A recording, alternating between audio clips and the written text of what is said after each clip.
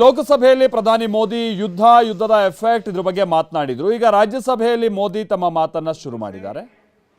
हमारे व्यापार के रास्ते प्रभावित हो रहे हैं. इससे पेट्रोल, डीजल, गैस और फर्टिलाइजर जैसे जरूरी सामान की रूटीन सप्लाई प्रभावित हो रही है.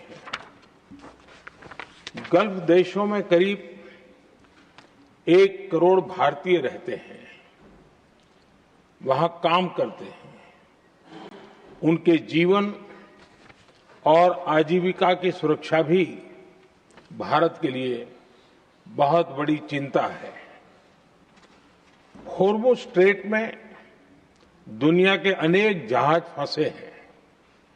उनमें बहुत बड़ी संख्या में भारतीय क्रू मेंबर्स हैं. ये भी भारत के लिए एक बड़ी चिंता का विषय है.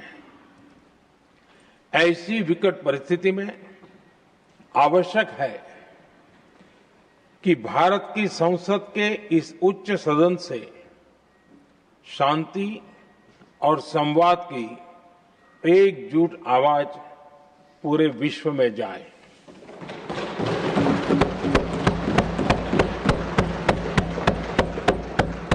सभापति जी, युद्ध की शुरुआत के बाद से मैंने पश्चिम एशिया के ज्यादातर देशों के राष्ट्राध्यक्षों के साथ 2 राउंड फोन पर बात की है. हम गल्फ के सभी देशों के साथ लगातार संपर्क में हैं. हम ईरान, इजरायल और अमेरिका के साथ भी संपर्क में हैं. हमारा लक्ष्य डायलॉग और डिप्लोमेसी के माध्यम से क्षेत्र में शांति की बहाली का है. हमने डी एस्केलेशन और हॉर्मुज स्ट्रेट खोले जाने पर भी उनसे बात की है. कमर्शियल जहाजों पर हमला और हॉर्मुज स्ट्रेट जैसे अंतर्राष्ट्रीय जलमार्ग में रुकावट अस्वीकार्य है.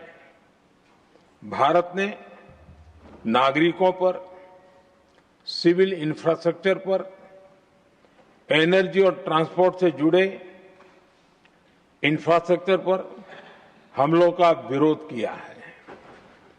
भारत डिप्लोमेसी के जरिए युद्ध के इस माहौल में भी भारतीय जहाजों के सुरक्षित आवागमन के लिए सतत प्रयास कर रहा है.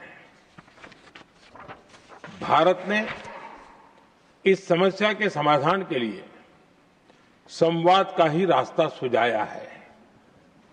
इस युद्ध में किसी के भी जीवन पर संकट मानवता के हित में नहीं है. इसलिए भारत का सतत प्रयास सभी पक्षों को जल्द से जल्द शांतिपूर्ण समाधान के लिए प्रोत्साहित करने का है.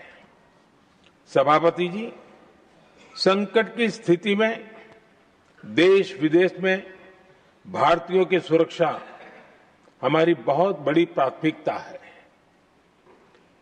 युद्ध शुरू होने के बाद से लेकर अब तक 3,75,000 से अधिक भारतीय सुरक्षित भारत लौट चुके हैं.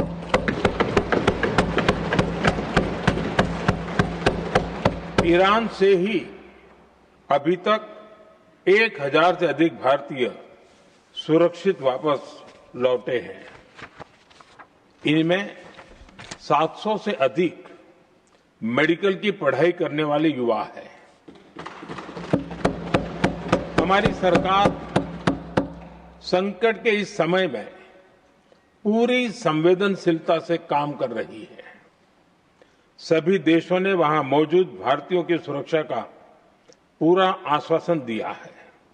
हालांकि ये बहुत दुखद है कि हमलों के कारण कुछ भारतीयों की मृत्यु हुई है और कुछ घायल भी हुए हैं. ऐसे मुश्किल हालात में परिवारजनों को आवश्यक मदद दी जा रही है.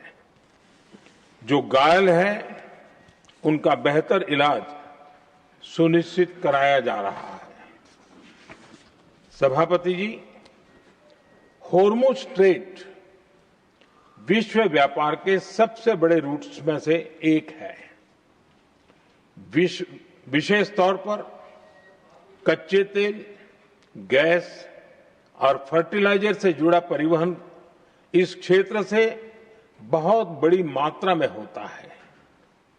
युद्ध के बाद से ही होर्मुज स्ट्रेट में जहाजों का आना जाना बहुत चुनौतीपूर्ण हो गया है, लेकिन विपरीत परिस्थितियों के बावजूद हमारी सरकार ने संवाद से, कूटनीति के माध्यम से रास्ते बनाने का प्रयास किया है।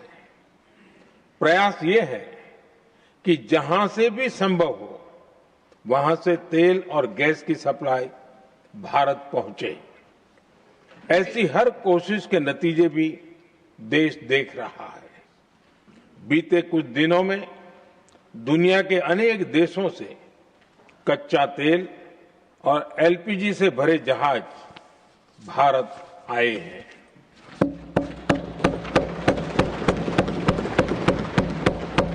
इस दिशा में हमारे प्रयास आने वाले दिनों में भी जारी रहेंगे। सभापति जी, भारत का प्रयास है कि तेल हो, गैस हो, फर्टिलाइजर हो, ऐसे हर जरूरी सामान से जुड़े जहाज भारत तक सुरक्षित पहुंचे। लेकिन इस युद्ध से बनी वैश्विक परिस्थितियां अगर लंबे समय तक बनी रहती है तो गंभीर दुष्परिणाम तय है। इसलिए भारत ने अपनी रेजिलियंस बढ़ाने के लिए जो भी प्रयास बीते वर्षों में किए हैं उनको और गति दे रहा है। सभापति जी, कोई भी संकट हो वो हमारे हौसलों और हमारे प्रयास दोनों की परीक्षा लेता है। देश ऐसे संकटों का बेहतर तरीके से सामना कर सके, इसके लिए बीते 11 वर्षों में निरंतर निर्णय लिए गए हैं। एनर्जी इंपोर्ट का डाइवर्सिफिकेशन ऐसे ही प्रयासों का हिस्सा है। पहले क्रूड ऑयल, एलएनजी, एलपीजी ऐसी एनर्जी जरूरतों के लिए 27 देशों से इंपोर्ट किया जाता था। वहीं आज भारत 41 देशों से एनर्जी इंपोर्ट करता है। बीते दशक में भारत ने संकट के ऐसे ही समय के लिए कच्चे तेल के भंडारण को भी प्राथमिकता दी है। हमारी तेल कंपनियां संकट के समय के लिए काफी मात्रा में पेट्रोल और डीजल का भंडार रखती है। बीते 11 वर्षों में 53 लाख मीट्रिक टन से अधिक का स्ट्रेटेजिक पेट्रोलियम रिजर्व भी डेवलप किया गया है और 65 लाख मीट्रिक टन से अधिक के रिजर्व की व्यवस्था पर देश काम कर रहा है। साथ ही बीते दशक में भारत की रिफाइनिंग कैपेसिटी भी अच्छी खासी बढ़ाई गई है। मैं आपके माध्यम से सदन को और देश को ये आश्वासन देना चाहता हूं कि भारत के पास क्रूड ऑयल के पर्याप्त स्टोरेज के और निरंतर सप्लाई की व्यवस्थाएं हैं। सभापति जी, हमारी सरकार की कोशिश है कि ईंधन के किसी एक ही स्रोत पर ज्यादा निर्भरता न रहे। सरकार घरेलू गैस सप्लाई में एलपीजी के अलावा पीएनजी पर भी बल दे रही है। बीते दशक में देश में पीएनजी कनेक्शन पर अभूतपूर्व काम हुआ है। बीते दिनों में इस काम को और तेज किया गया है। साथ ही एलपीजी के घरेलू उत्पादन को भी बड़े पैमाने पर बढ़ाने का प्रयास किया जा रहा है। सभापति जी, बीते वर्षों में सरकार का निरंतर प्रयास रहा है कि हर सेक्टर में दूसरे देशों पर निर्भरता कम से कम हो, हम ज्यादा से ज्यादा आत्मनिर्भर हो, यही एकमात्र विकल्प है।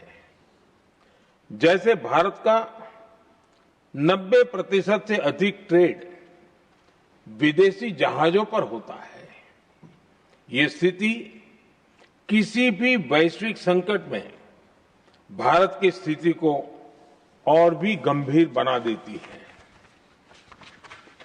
इसलिए सरकार ने मेड इन इंडिया जहाज बनाने के लिए करीब 70,000 करोड़ रुपए का अभियान शुरू किया।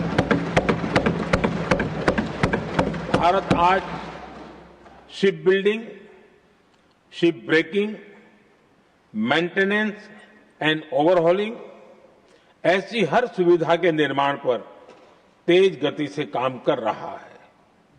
भारत अपने डिफेंस सेक्टर को भी अधिक रेजिलिएंट बना रहा है।